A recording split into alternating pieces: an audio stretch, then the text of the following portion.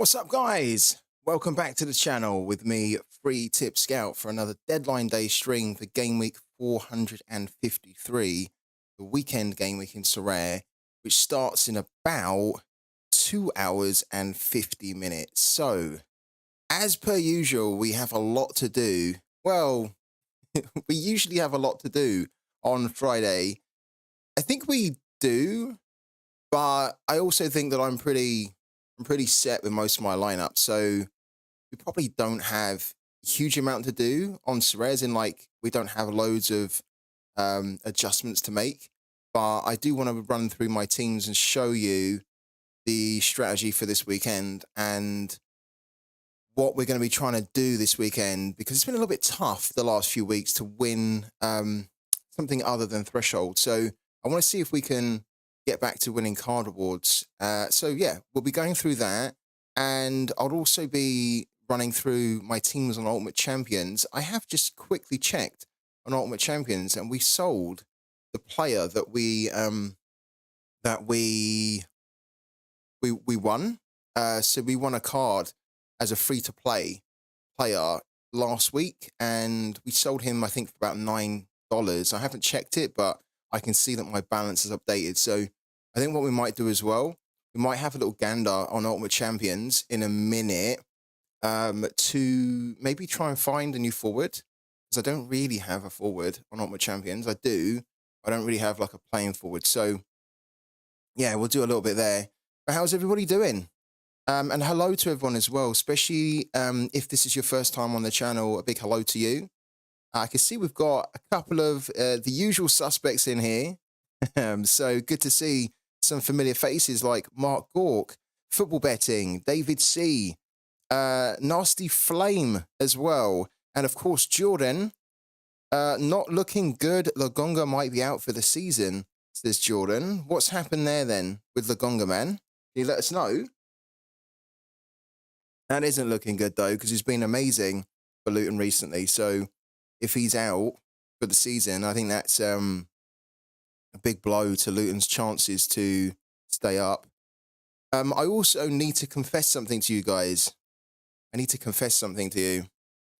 I done a thing yesterday. I done a bad thing yesterday. I done a bad thing late last night, where I got carried away. And the thing I'd done was this. So, boom. My gallery is just full of Tigres limited cards now. I have basically committed to a collection of them. I was kind of already collecting a few of them. So I had a couple of players already.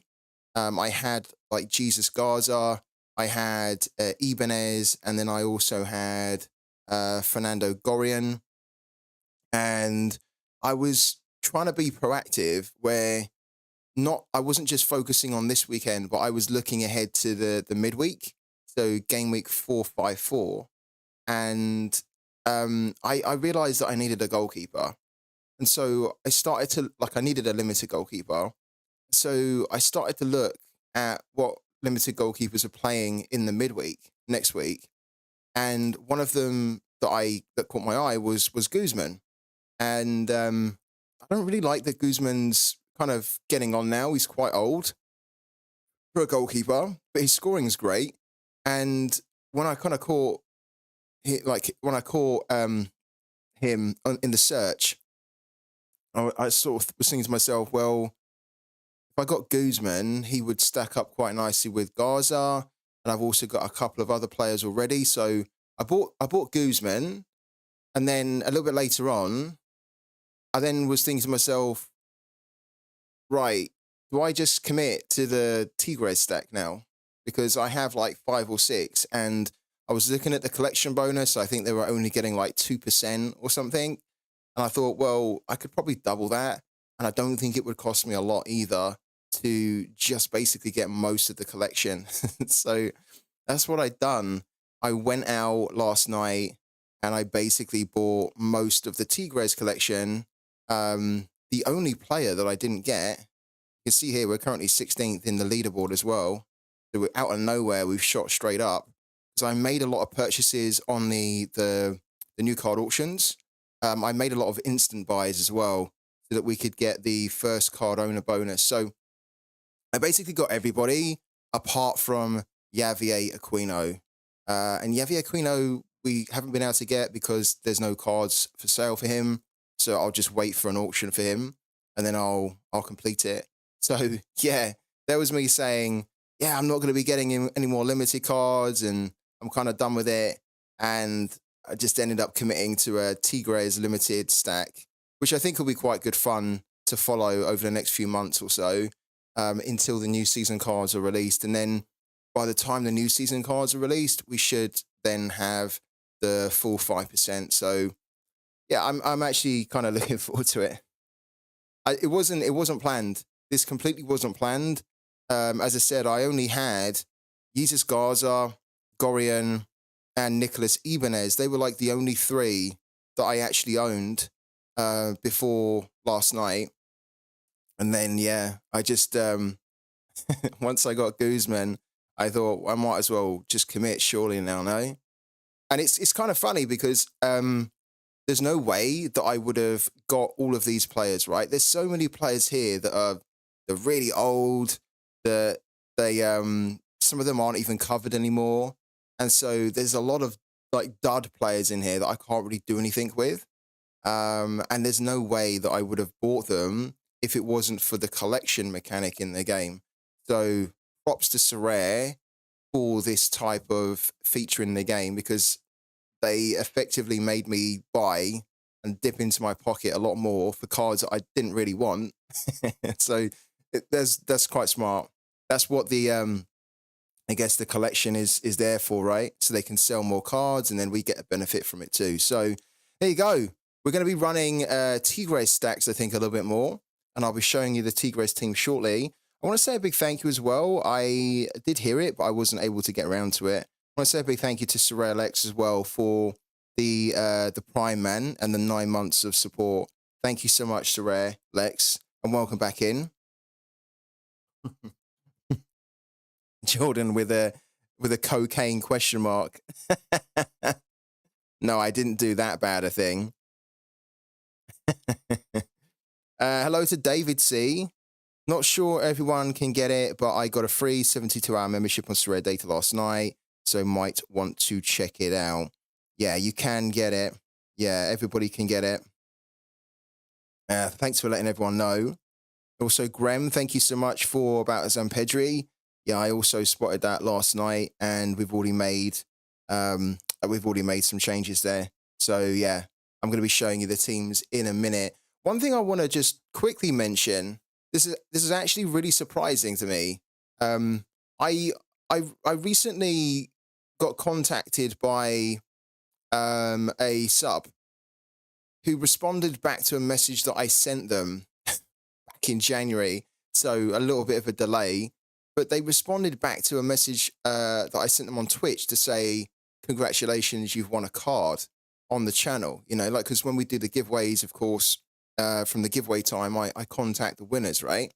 And something that really surprised me is that the sub responded and said, oh, wow, I didn't know that you done such a thing, that you gave cards away.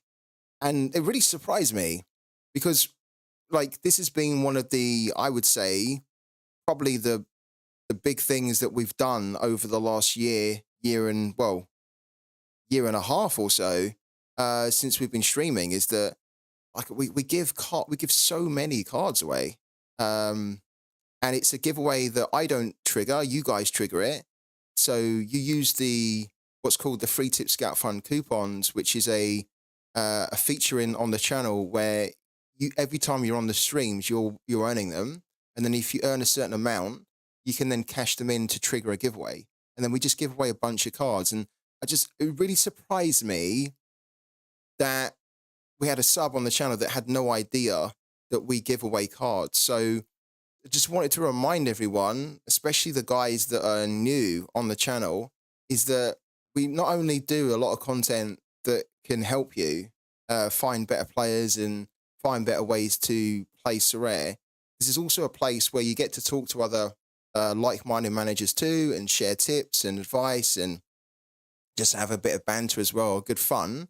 But you can also win cards. So if you feel like you've not been winning enough cards in the game, or maybe you've been struggling, then one of the big benefits of being a subscriber to the channel is that you can always win cards, even if you're not like live here with me.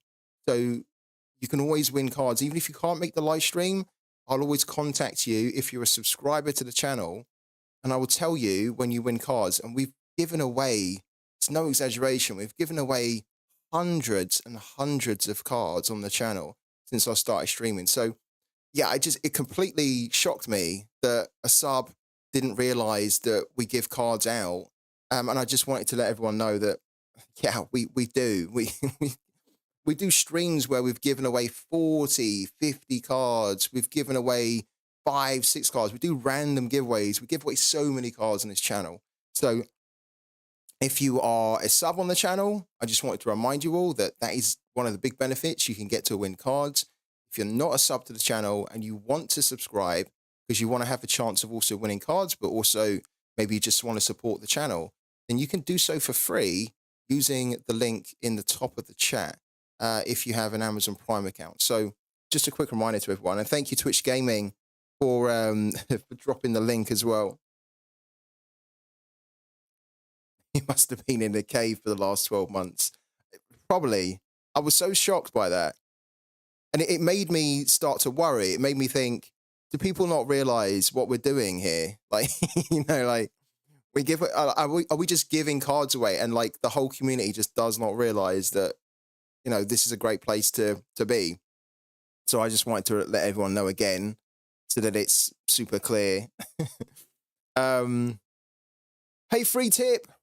Thanks to the Stark drop, I was able to get the Celtic players I needed. So hoping for a good game week this week. Oh, I love to hear it.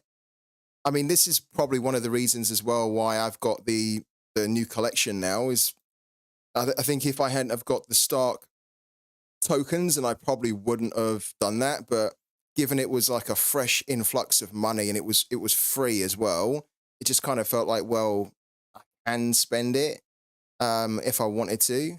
And thankfully, I haven't spent all of it, but I have definitely used the Stark tokens as well this week just to plug a few gaps that I had and just strengthen a little bit too. For example, getting Eli Room and the Vitesse boys was great. Picked up Cesar Pinares the other day, who's going to help me a lot, I think, for this season. And then, yeah, the Frank Bolly I picked up as well. I'm kind of a fan of this guy. So the Stark tokens have been great. If anyone has not claimed their Stark tokens yet, then make sure that you do it. You don't have to claim. You can claim them, but you don't have to sell them. But just make sure that you claim them.